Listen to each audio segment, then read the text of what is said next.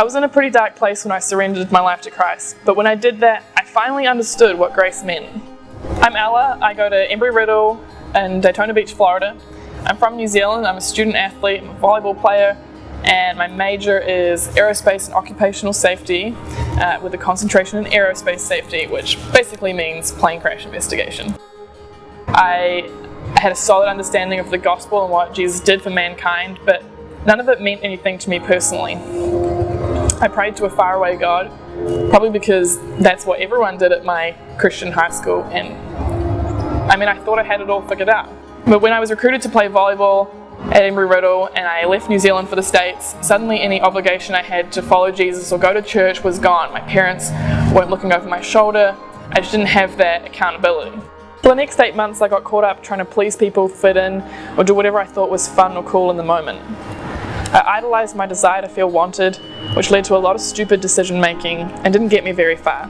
Whilst I thought I was embracing college life with boys and alcohol and drinking, looking back I see now I was just running from God. Interestingly enough, it was my non-Christian coach who first made me realize the downward spiral I was in. She challenged my lifestyle and said, basically, you need to find a new group of friends.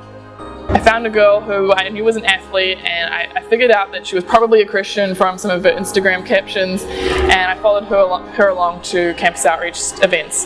A couple of weeks later, I went to a CO retreat where the main message was all themed around Jonah. And for the first time that story had come alive, I saw myself as Jonah running from God. The same God that created the heavens and the earth and sent his own son to die for me because he loves me unconditionally? Crikey, that's like insane.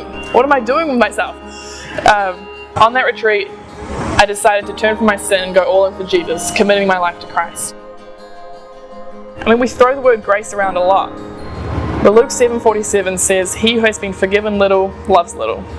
And that was totally me. I had it all figured out, my life was great, I was living for me, but suddenly when every expectation I had for myself, all my standards slipped through my hands, and I was left with all this shame, pain, and guilt, and it was unbearable. But how sweet grace tastes when you're that thirsty for it.